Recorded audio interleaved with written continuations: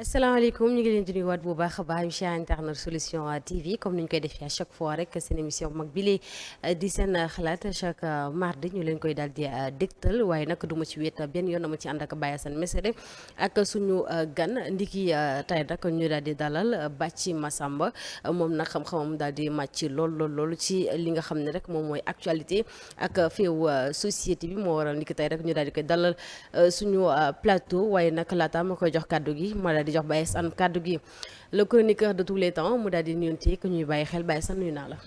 maa ngi lay fay bu baax a baax Ndeya. di kontaan lool ci émission bu mag bii di seen xalaat.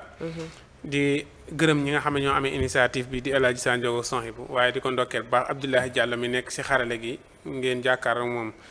di gërëm ñi nga xam ne ñoo nekk ci commentaire yi nag di ànd ak ñun ci émission bu mag bi di seen xalaat. waaye nag di nuyu bu baax a baax doyen Bathie Massamba mi nga xamante ni.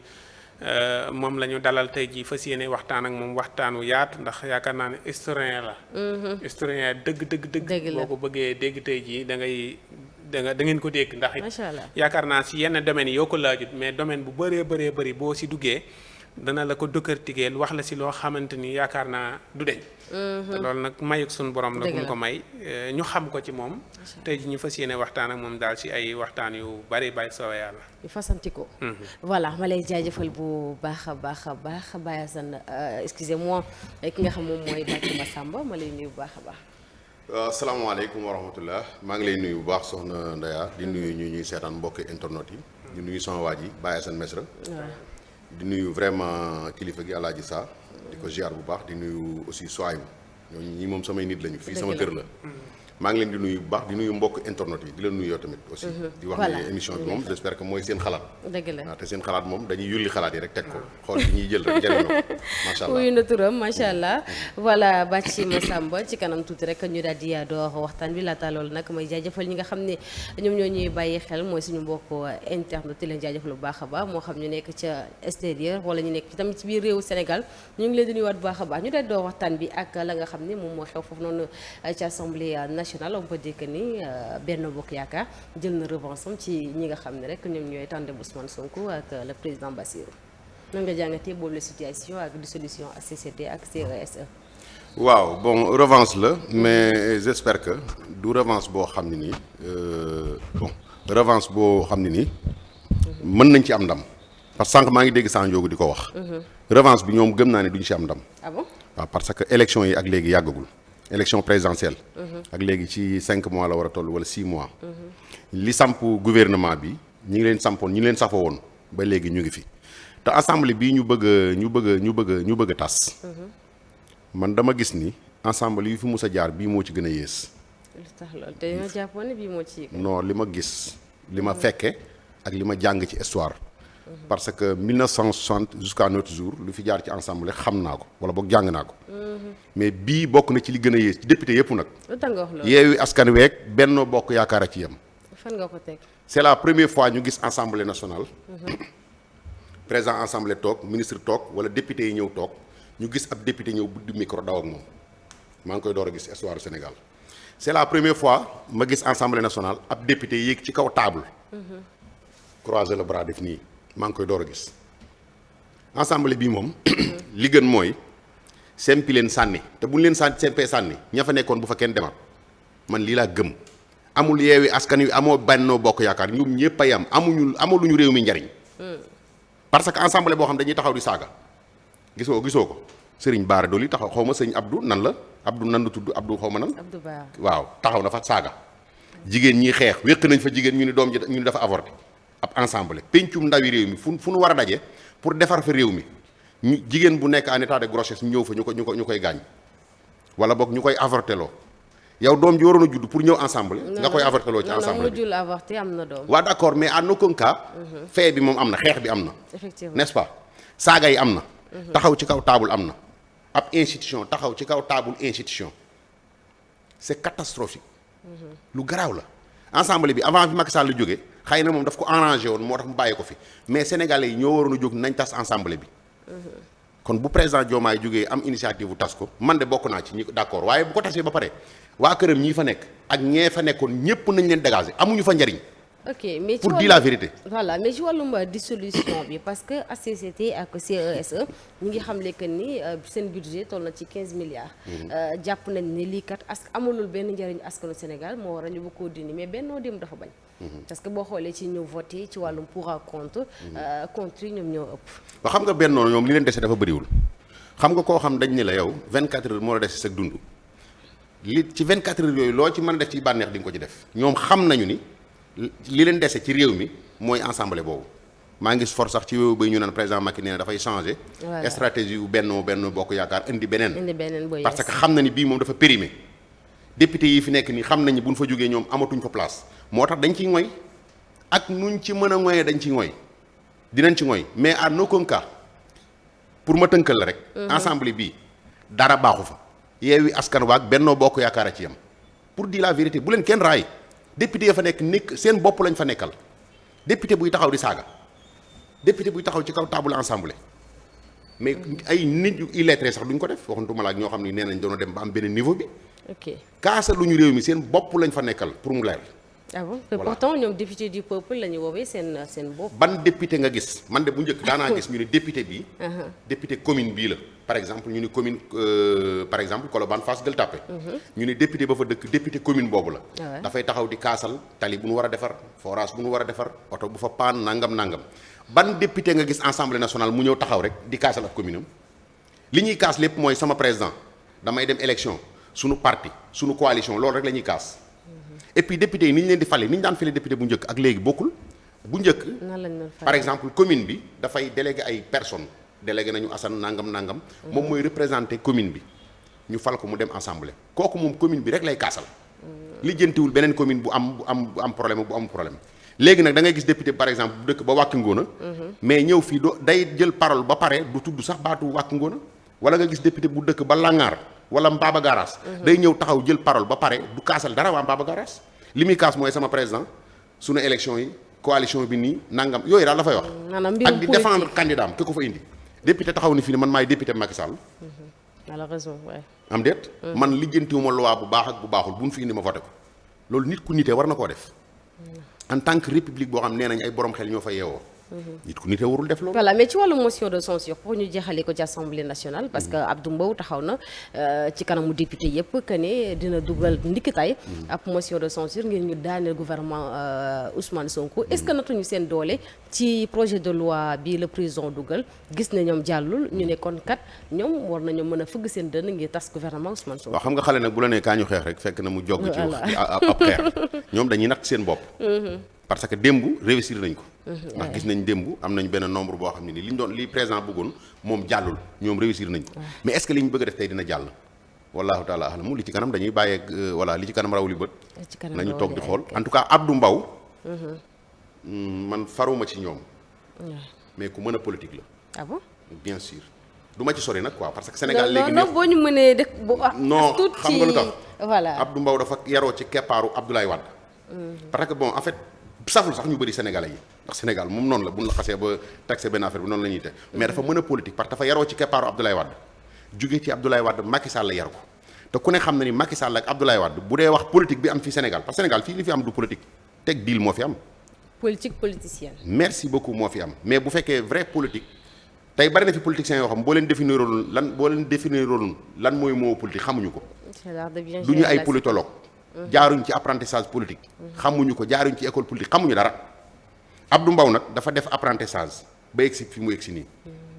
bari na tey député yu nekk ci Yewwi Askan Wi wala boog ñoo xam ni xëy na yor nañ ay ndomboy tànk ci réew mi. boo leen boole woon ak Abdou Mbow ci politique Abdou Mbow jaaxal leen. ah bon wallahi azim xaw ma Abdou Mbow musuma ko sax gis mais dama ko topp dama ko càmbar. parce que ñoom dañoo am ay ndëgg sërëx yoo xam ne ni buñ la ko lalalee soo ci pëdëxee may la loxo sax du tax nga génn. léegi nag loi bi muy dugal tey nañu bàyyi ba ci kanam rek. ba xam fu muy mujj fan la wànn di mujjee ki bëtam ay gëtam voilà ba léegi ñu continuer waxtaan bi laata ma lay jox Assane dañuy dugg ci Cheikh Oumar Diagne mi nga xam ne ci gouvernement bi la bokk yëkkati ñu gis ab vidéo boo xam ne jamono ji mi ngi viral yàgg na ou pas l'essentiel jamono ji mi ngi viral ci réseaux sociaux yi di wax ci bindu suñu mag ñu baax ñi que ne am na ay dëng-dëng ak li ni mel dem na sax ci ba ci li nga xam ne moom mooy jumaay Touba di ci yëkkati yëkkati ay kàddu yoo xam ni amaana nekkul kàddu yu tegginew ginnaaw loolu la nag gis nañ attaques yi nga xam ni jot na ci am ci ndoddam nan nga jàngati boobu lay mbir. xam nga ñàkk a xam sa bopp mooy Cheikh Omar Diagne. Assane mii toog maa ngi moom def nañ ci émission ñaari émission su ma juumul ci loolu 2020 la woon ci CCB. Omar Diagne xamul boppam te gis nga Omar Diagne. dafa indi benn stratégie boo xam ne ni bu ko ci nit ñi toppee day réussir li mu bëgg. ban stratégie. merci beaucoup yow. xëy na mën nga sab âge mën na bañ a sori noonu mais ci Omar Diagne nga commencé dégg affaire franc-maçon. Omar Diagne moo ñëw xamal sénégalais yi lan mooy franc-maçonnerie. Omar Diagne moom moo ñëw xamal sénégalais yi lan mooy homosexuel. man bi ko Omar Diagne commencé waxtaane ci laa dem gëstoo sax lan mooy franc-maçonnerie ma dama doon dégg rek xaw ma ci dara. moom dafa war a wax li mu doon. moom Omar Diagne waaw bala muy critiquer nit ñi lu ñu doon wala muy dugg ci lu toll yoon bu toll ni yoonu mouridisme dafa war a wax moom lan la doon ñu xam li moom li mu doon ba pare li muy incarné nit ñi ni moom historien la c'est pas vrai mais du historien kon lan la musul wax date boo xam ne nii juste li mu wax noonu la amee Cheikh Omar Foutiyou Tall mu ngi disparaître à falaise de Bandiagara en 1864 Baye Niass mu ngi gane jamono 1900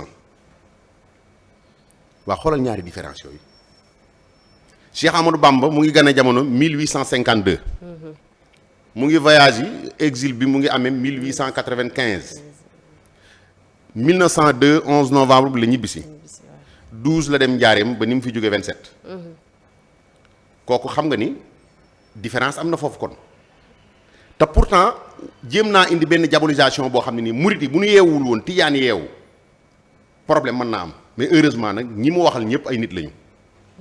Omar Diagne gis naa mu porté plainte Serigne Modou Bousso Dieng mais Omar Diagne li mu wax ba tax sëñ Modou Bousso Dieng tontu ko doon tamit nag rafetluwuma kàddu yi sëñ Modou Bousso Dieng yi. ndax Modou Bousso Dieng du man du Baye Assane. moom kilifa la dañ koy raamal di yaakaar ci moom tey bu ma waxee kàddu yu ñagas bu ma déggee en tant que mu nekk sama sëriñ war na maa mën a woo mu ñëw mu jubbanti ma moom bu ko waxee nag man su ma ko waxee du ma mën a yedd. kon man rafetluwuma ni mu tontoo Omar Diagne façon tontu yooyu da koy bàyyi ak ñenn ñi. moom nee na fii kilifa yi diine yi nekkoon fii à l'époque Omar Diagne nee na kilifa yi diine yooyu tubaab yi ñoo leen doon sant ñuy def ñoo leen doon woorloo ñoo leen doon woriloo ba man defoon naa ci benn sortie man ak Baye Assane mi invité woon na ma ci ma ne ko waxoo dëgg. mais est-ce que tamit gëstu ko ba xam. mais ma ñëw mu ni pal télégramme lañ leen doon indil ñu sëkkatal ko ku mel ni góor gi Mbaye Guèye si la sëkkatal ko ma sëkkatal ko ak Ceddo Murit mu dem indi benn télégramme boo xam ne c'était en 1958 sëñ Touba 27 la fi jóge 27 la fi jóge télégramme bi mu indi boobu fekk na sax sëñ Modou Sa jóge fi far premier xalif sëñ Touba mu xam ni loolu jàllul mu nëppal ko mu jàll léegi nag man dafa am lu ma koy laaj bu fekkee mu ngi may dégg baatu professeur bi ñu koy woowee ci lan la agrégé parce que nag wax dëgg yàlla bu naan diw professeur la da ngay am ci loo agrégé ñu ne yow professeur nangam nga jo nga wala nangam moom lan la agrégé est-ce que Omar Diagne mu ngi ko dégg mu wax ci xam-xam yéen ñi di ma seetaan Omar Diagne mosu ngeen a dégg mu wax ci xam-xam toog rek décortiquer xam-xam lu dul diw franc-maçon la diw góor jigéen la. voilà mais est-ce que jàppewul ne loolu xam-xam la mu koy xamal nit ñi. ok kon bu jàppee ni par exemple kon dafa dem jàng lan mooy religion franc-maçonnerie. non waxuma la loolu nag. loolu la de bu fekkee dafa jàppee ni xamal nit ñi lan mooy religion franc-maçonnerie xam-xam la kon dafa dem jàngi lan mooy religion franc-maçonnerie te religion franc-maçonnerie mënoo ko jàng ba géeju ci te duggoo ci seen biir c'est impossible. mën nga xam nag seen ay quelques signes wëlbatiku bërki démboo njaay mu saaga jullit ñi saaga murit yi parce que lu toll ni jumaay Touba coono bi ci jullit ñi daj. coono bi ci murit yi daj coono bi sëñ Modou Moussa daj nga xam ni tubaab bi ba bëggul woon Touba am juma taxoon na bi sëñ Modou Moussa ne def Touba juma pour mu xañ ko jumaa ji. wala boog mu teg ko coono wax ko loo xam ne mënut a nekk dani ko. matériel bi war a yóbbu maanaam li ñuy liggéey jumaa ji li ko war a yóbbu Touba. ci train bi la war a jaar te diggante Diourbel ak Touba amul raay sëñ Modou Sani ko mën nañoo volonté wu gas raay bi bi ñu ko waxee Touba bi dafa tiit ni loolu nan la mën a nekk. jox ko àpp bu ndaw 3 mois avant muy mat gas nañu raay bi xam nga ni murid yi dogu. moo tax murid yi ku leen tooñ da ngaa ñàkk jom. réew mi li fi sëñ Touba daj ba réew mi taxaw li fi sëñ Touba daj ba diine taxaw fi ku leen di tooñ da ngaa ñàkk jom Omar Diagne bi fi sëñ tubaab yi nekk di am ak tubaab bi problème affaire. mag ñii di am ak tubaab bi affaire sama maama ngi fi woon daa waaf Omar Diagne maama ma ngi fi woon daa waaf. kon nag du ñu fekk mag moo xam ne liggéey na ba ab liggéeyam toll fii nga ñëw di jéem a sayite liggéeyam. est-ce que loolu nekkul erreur de communication. waaw mais erreur de communication mën nañ ko pardonner nit man li may wax ni mën naa am erreur après bu ñu jugee boo ma corriger wala nit deetaan ma ni man lii waroo ko wax dinaa prêter attention ëllëg ba bu may waxati du ma ko wax. mais à chaque fois chaque sortie nga def erreur de communication même chose wala boo ñëwee sax nga gën a yéegal baar bi mais loolu tayef la provocation la ba pare nit boobu ñu jël ko bàyyi ko ci république bi mu nekk fii rawatina nag jël ko yóbbu ko ca palais ba te moom moo ne woon fii man maa ngi vidéo yëpp dajale ko. moom moo ne woon palais am na loge franc-maçonnerie moo ko wax waaw léegi palais nan la amee loge franc-maçonnerie yow ñu fal la dara ngay xëy palais xanaa moom ci loge boobu kon fa lañ ko logé loge bi mu doon wax palais xanaa moom fa lañ ko logé dafa am loo xam ne nii xel mënu ko nangu booy wut buzz da nga koy wute ji feneen sëñ Tuubaa du moroom sunu mag ñi duñu moroom moom nag dégg naa nee na taalibe Cheikh la te man gëw ma ko. mais attends mais kon yow lan nga gëm ci Cheikh Omar.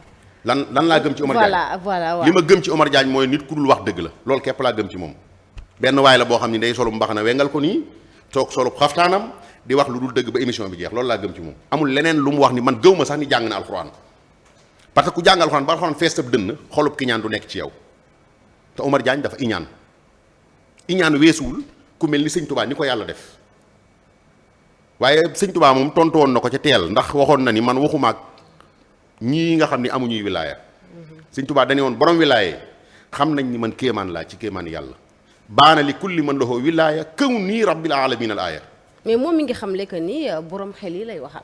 ban xel ban borom c'est-à-dire ñun kon ñun amuñu xel. voilà mi ngi doon tontu que ni borom xel yi lay waxal. c'est-à-dire dafa am loo xam ne ni maanaam nit bu daanoo. nga ne ko daanoo na mu naan la noo daanuwuma jóg daanuwaat boo amee fulla da nga ko fay bàyyi yan borom xel lay waxal. yow mën nga taxaw di wax ay délits yoo xam ne nii yow boo waxee gars yi corrigé la nga waxaat gars yi corrigé da ngaa war a taxaw seetaat sa bopp Omar Diagne fan la jàng ban université la génn lan la agrégé ñu naan ko professeur Omar Diagne ban professeur lan mais li muy wax nii dof yi ñoo koy wax. ku toll ni sëñ Touba mbooloo mi moom ci réew mi Sénégal nga jug di ko attaqué di attaqué yoonu murit c'est-à-dire dañoo nekk ci république boo xam ne nag dafa am yoon nit ñi fajal sa bopp kenn du ko def yoon da koy tere Omar Diagne. kuréel gii ñuy wax Xuddaamul Xaddim te mu nekk Touba laa xamul ñoom lan lañ doon xaar ci Omar Diagne pour yóbbu ko ci yoon ba moom mu wëlbatiku di porter plainte kenn ci suñuy sëriñ muy sëñ Modou Boussa Dieng Omar Diagne moom lañ waroon a yóbbu ci yoon ñaata yoon la dugg kaso lan moo ko fa yóbbu làmmiñ bi bii moo ko fa yóbbu bu doon borom xam-xam bii dina ko fa yóbbu Baye Assane Mesra ngi ni toog xëy na amul benn niveau intellectuel bi mais su toogee émission day wax ba pare ñëpp dañuy avouer li muy wax parce que Sénégal olof la ñuy làkk. benn jour maa ngi ko dégg sax mu naan non man dama xaw a am culture olof nangam bu ñëwee ma jàngal ko olof bu ñëwee ma jàngal ko culture Sénégal Omar Diagne. voilà mais bu ngeen ko woowee billaahi wallaahi bu dee seen émission bii ñaari invité bu ñuy def confrontation fii dañuy fay jaral na ma miraas sama bopp fay ko moom ngeen woo ko mu ñëw toog fee ma toog fi ñu jàkkaarloo 30 minutes mu daw génn studio. incha allah loolu dina am voilà mais ma jeexalee ko ci tamit sëñ Modou Bousso Dieng mi nga xam ni yaa ngi koy tudd tantôt moom ginnaaw ba mu génnee ci convocation boobu itam yëkkati na kàddu yoo xam ni jàpp nañ ni nekkul kàddu googu la waroon a yëkkati mooy le fait que buy wax que ne le président Diomaye na choisir entre Touba ak ki nga xam ne moom mooy Cheikh Omar Diagne voilà est-ce que nekkul benn communication wax na ko mais du loolu réellement la waroon na wax. waaw waru koo wax publiquement mais war na ko wax. parce que yaakaar naa moom sëñ Modou Bousso Dieng su bindoon président Diomaye mën na si jot. su bindoon présidence lettre mën nañ ko jot. mu ñaan audience toog waxtaan ak moom ndax dafa am loo xam ni waxi pénc la. am loo xam ne du waxu pénc. te réew mi ñun ñëpp a ko bokk. réew mi tarixa tijaan dafay nekk xaadar nekk fi laayeen nekk fi. suñu mbokk Ibadu Rahman yi nekk fi. ate yi ñi gëmul dara. nekk fi suñu mbokk catholique yi nekk fi. kon képp ku fi nekk am nga droit nag protéger li nga nekk défendre li nga nekk waaye nag waroo jàpp ni yow yaa moom lépp. xëy na kàddoom yooyu man bokk naa ci ñi rafetluwul wax fi mu ko waxee. wax ji nag amul problème mën naa nekk ndax nag Omar Diagne wutul dara ca palais ba di dox ci diggante tarixa yi ak état bi wutu ci dara ndax koo xam ne ni moom gëmul sëriñ si gëmul sëñ Tuubaa man dama jàpp ni gëmul sëñ Tuubaa man loolu laa gëm parce que sëñ Tuubaa ku gëm doo ko traité yenn kàddu yi ku gëm sëñ Tuubaa di nga am looy rus ci waa këram kon sëriñ Modou Bousso li mu wax nii su ma doon moom du ma ko waxee foofu ndax am na loo xam du waxu pénc mënoon na bind wala mu fexe ba gis président Diomaye wala kenn ci nguur gi jottale ko ay kàddoom kàddu yooyu raam ba àgg ci kilifa gi ñu xool nu ñu koy lijjanti te man gëm naa ni sama ngëm-ngëm nag la lii bu ci Diomaye jotee càmbar déglu li Omar Diagne wax lépp dina ko fa jëlee parce que kii danger la ci réew mi pour ñu koy bàyyi ci yenn poste yi voilà li ñu ko war a jox mooy yenn liggéey yi nga xam ne nii nañ ko jox kay loo xam ne dañuy saytu franc-maçon yi maanaam franc-maçon yi dugg suñu réew mi moom nee na xam na franc-maçon yi nekk franc-maçon yi fu nekk waaw nañ ko jox liggéey boobu mu ñuy saytul franc-maçon yi parce que moom moo ni dañ ko laaj ci affaire mouridisme mun di ci wax ndax maîtriser wu ko te bokku ci loo bokkul maîtriser woo ko doo ci wax moo ko wax maa ngi vidéo yi sama téléphone mais nit ñi banaliser pardon ma àggale lii mu ni du ci wax parce que maîtriser wu ko waaw léegi maîtriser woo mouridisme doo ci wax ba pare di jàngal nit ñi lan mooy franc-maçon kon bii da nga cee bokk da ngaa bokk ci bii maîtriser ko di ci wax bii bokkoo ko maîtriser woo ko doo ci wax léegi di xas ñii di signaler franc-maçon yi seen ay signes man suñu franc-maçon yu bëri ci Omar Diagne laa ko xamee yàlla xam na ko te maa ko dàq gëstu damay gëstu bay nelaw moom day dem fee toog rek jàng benn phrase nii ñëw rek toog gëmloo ko nit ñi daal di neex baat xaw a wengal yi voilà na réglé voilà Assane Mesere moom bàyyi la ak Bathie Massamba waa bàcc yéen kat wax dëgg yàlla yéen ñi nekk ci làmb ji di ay animateur wala chroniqueur làmb wala boog ay mbër wala boog ay promoteur wala boog ay arbitre wala boog daal lu xeetoog làmb daal seen ndugg maa ngi ci biti ndugg moomu nekk ci biti na nga xamante ni yaakaar naa ndugg maa nga bitim réew sax seen le motif yi ma ngi sa bitim réew boo xëyee rek ñu ni ñi nekk ci làmb ji seeni awra si ñu ko mën a dégg seeni awra ma nga bitim réew te war nañ ko mën a partager nit ñi gis ko loolu lu mu leen mën a dalee waaw loolu moom maa ngi nuyu aussi waa làmb ji yëpp di nuyu waa groupe entraîneur yi muy ANELS ki ko jiite nekk Aliou Ba nekk suñu frère ki ko jiite woon nekk Mbaye Diallo groupe coach yëpp waa ANELS maa ngi leen di nuyu ANELS maa ngi leen di nuyu baax ñu ngi liggéey bu rafet ci làmb ji Assane loolu doomu aadama la loolu du question làmb rek maanaam jël say awra dañ ni mbër yu bëri la dañ ni mbër yu bëri la ak anima ak promoteur yeeg waaw non man moom du ma défendre kii ak jigéen ñi nekk si làmb yeeg yëpp waaw xam nga làmb nag léegi dafa nekk loo xam ne nii naturel la tul bu njëkk làmb dafa naturel loon ñu xam ne waa làmb ñoo nekk ci làmb ji yow mi bokkul ci làmb da ngaa ñëw seetaan bu làmb jeexee nga dem léegi làmb naturel tul làmb ji léegi caga yaa ngi ci kay caga yaa ngi ci biir làmb ji non parce que yow Assane da ngay ñëw stade non kay dafa bari caga yu góor ak caga yu jigéen ñu ngi ci làmb ji léegi dafa am ay lobby làmb bu njëkk ñett ñi ñoo ko seqoon promoteur mbër mi ménager bi jeex na léegi dafa am ay lobby yu bari yu wër mbër mi am ay lobby yu wër ménager bi mbër mi am ay gang yoo xam ne des fois da ngay taxawal combat sax promoteur am na promoteur yoo xam ne dañuy taxawal combat juboo ak mbër mi juboo ak ménager bi ba mbër mi jël avance mais benn gang ci gangu mbër yi ñooy opposé wu mu delloo avance bi. comme ni daloon caatu yaraax problème boobu. du ma cité kenn. waaye li ma wax moom am naa ci lu ma leer nañ parce que seen biir laa nekk. dellu si caga yi. caga yi dañ cee bari parce que xale yu jigéen yi léegi am na ñu ñëw làmb ñoo xam ne nee nañoo yaay ci site internet la ñu nekk. ñenn ñi nekk ay accompagnateur promoteurs yi. da nga gis benn promoteur bu tëgg defar lu mat 100 t-shirt. waaw solal ko ay xale yu jigéen. yu taaru ba mel ni ndaw siy toog. lu ñuy wut ci stade bi. lan la ñuy wut ci maanaam organisation làmb lan la ci jigéen wut. léegi daa am na jigéen ñi organisé. reporter làmb jigéen reporter làmb mën naa nekk. am na jigéen ñu fi nekk di reporter ñu xam ne ay jàmbaar lañu. ku mel ni pël bu rafet. dégg naa ñu koy tudd ci loolu waaye wax dëgg yàlla man. génn na nee na ay vidéo am nañ ko génne. wax dëgg yàlla man jàmm laa ko xamal. ay vidéo am nee na ñu partagé. jàmm laa xamal pël bu rafet. am fulla laa ko xamal. fayda musuma gis mu def fi ñàkk fayda. waaw léegi yow boo nee jigéen ñi dafa am ay caga.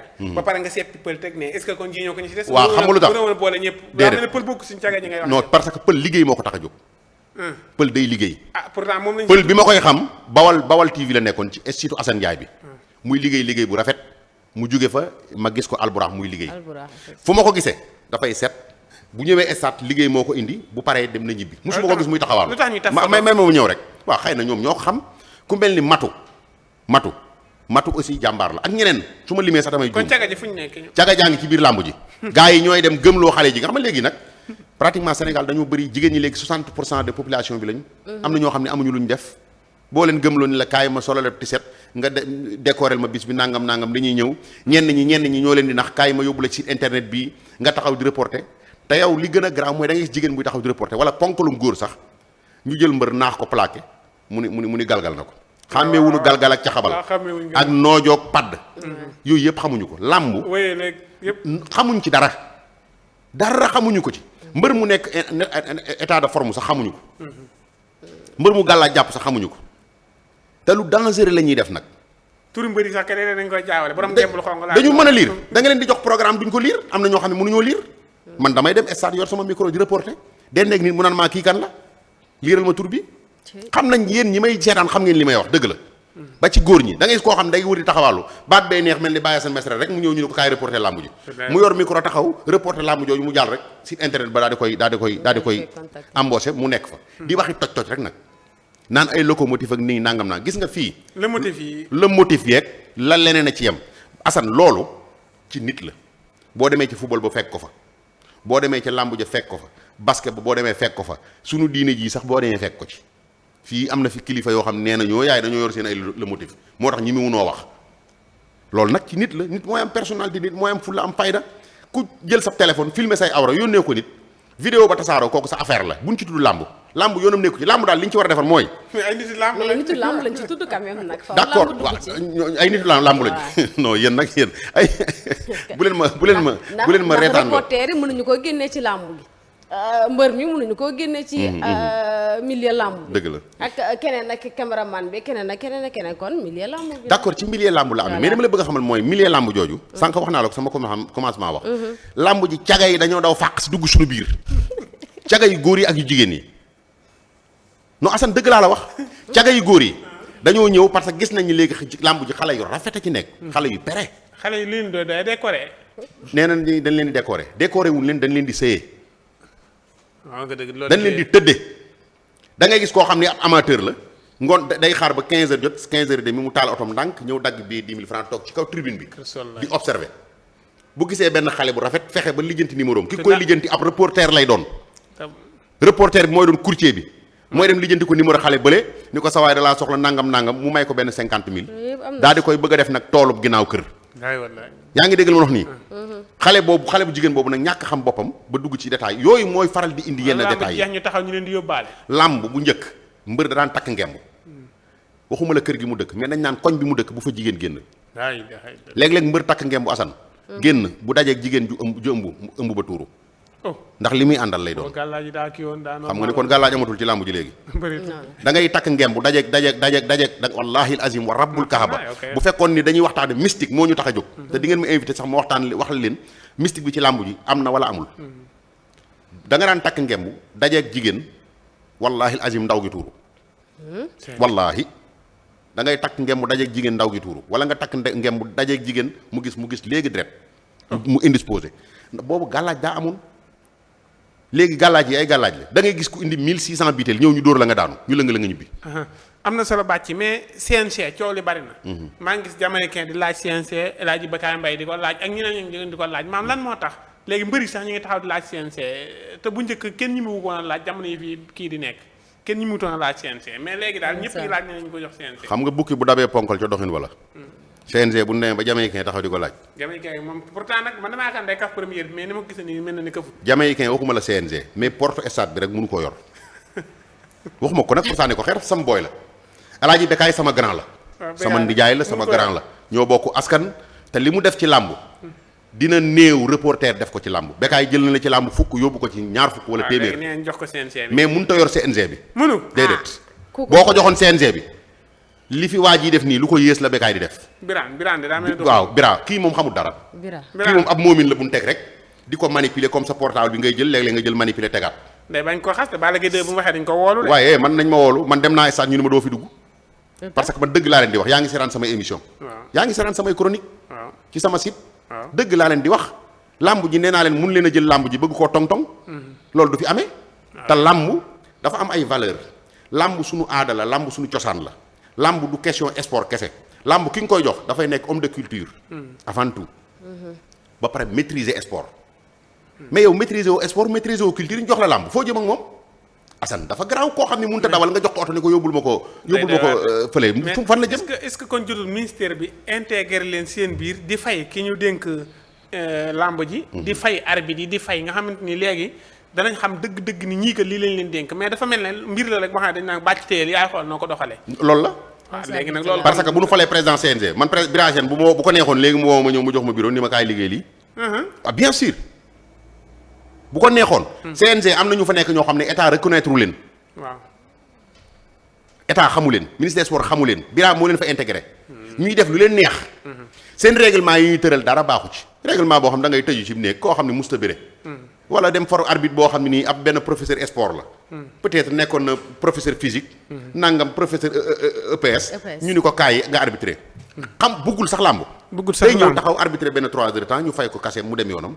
xam naa ne ñu ngi xëcc jëm si jeexal mais maam seetaan di fay. nga xam ne dañuy dem jënd code ak yooyu. loolu yàqu dara si làmb ji. code PPV waaw PPV yàq na làmb waaye nag man dinaa comprendre ñi koy def xam nga lu tax sponsor yi ñoo daw jamono yi fi Gaston di tëgg gala bi Orange di ko sponsorisé yeneen ay Tigo ay yeneen kii yëpp di ko sponsorisé boobu sponsor daana mën a xaalisu sponsor di nga ci mën a fay télévision fay sa mbër yi fay nangam ba génn ci mën a mayee combat bi mais comme que léegi ay sponsoru 500000 nga yem ak 150000 am koo xam day ñëw tafal la stade bi yëpp ay banderole li mu lay jox sax du mat 200000 wax dëgg yàlla da ngay def PPV d'accord yàqu na làmb ji nag. ndax làmb léegi amagul cafka man des fois damay préparer gàddu samay bagage ba dem stade sama waa kër ni ma foo jëm man leen stade ñu ne ma ndax làmb daa am tey te mbër mu magay béré de mbër mu magay béré am na benn combat bu ma jouru combat Ama Baldé ak Gris Bordeaux ku ma dajal bu ma yoree sama trépied dem dañ foo jëm man leen stade ñu tey kañ mooy béré tey dëgg la te bu njëkk loolu amul woon télé yi dañ daan publicité bekaay wane làmb ji te su wane ko làmb ji neex du dëgg loolu nag li ko indi mooy ñàkk sponsor nag état bi mooy ñëw teg ci loxoom làmb ji na ko état bi nangu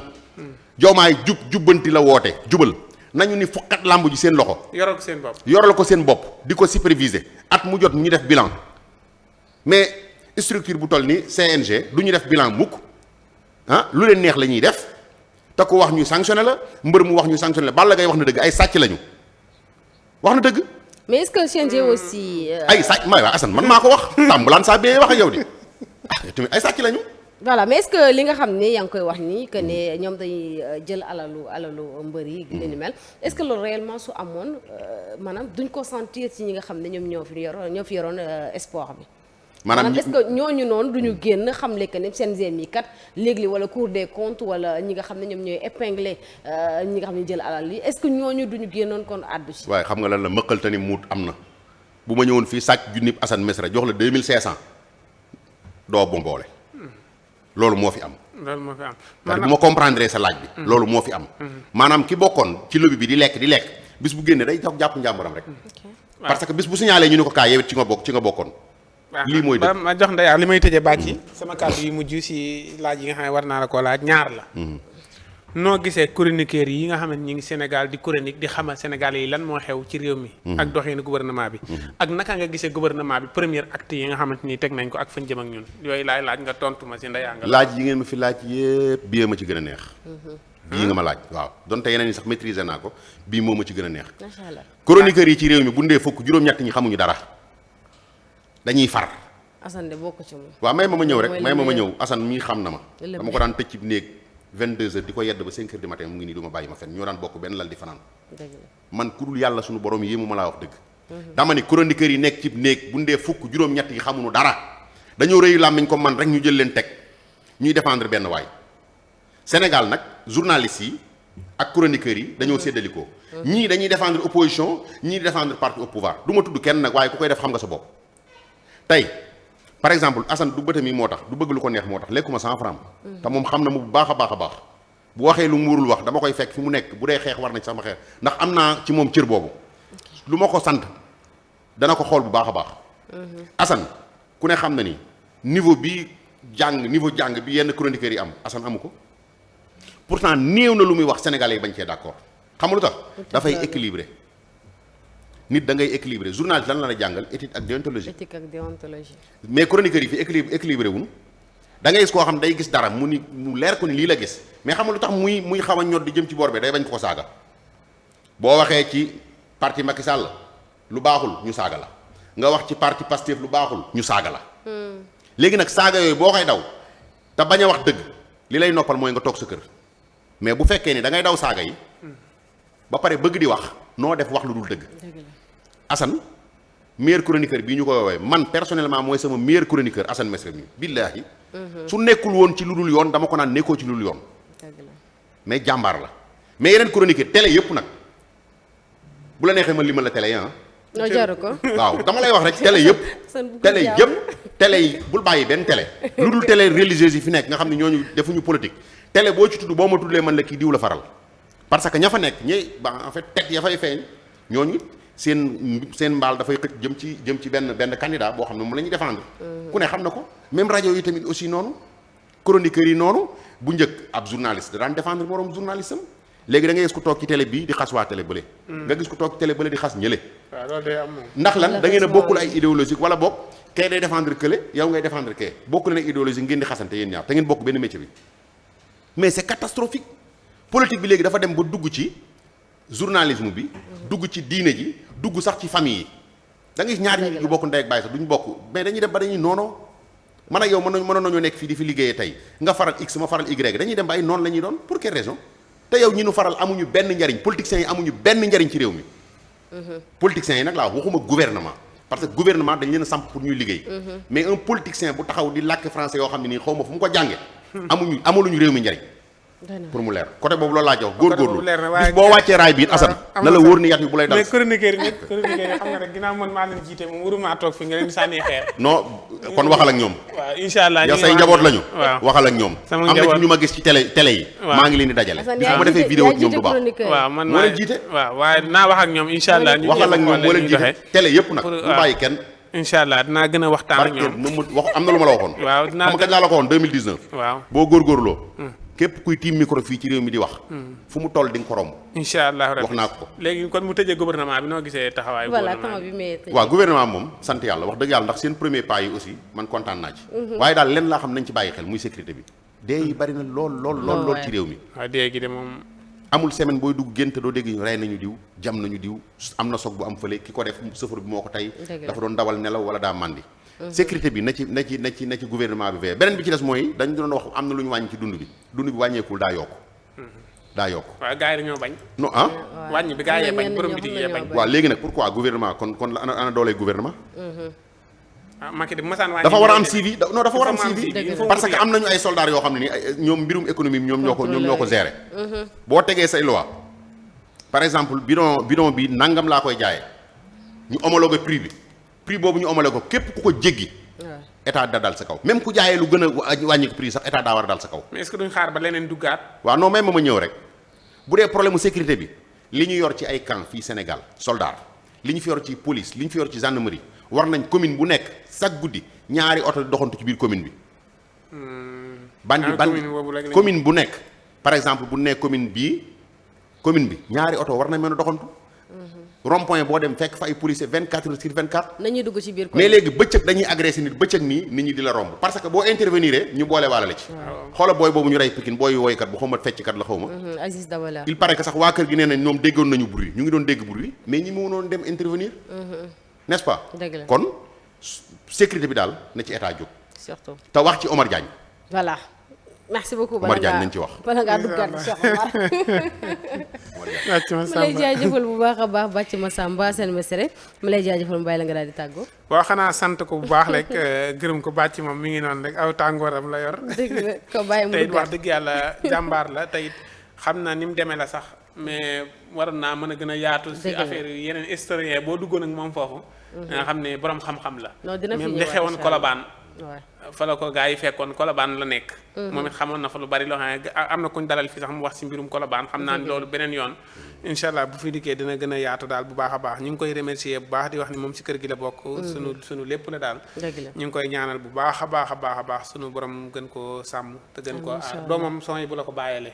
ah macha allah doomam son yi bu la ko bàyyeele ñu ngi koy siyaar di siyaar soxnaam it di soxna si ku baax a baax.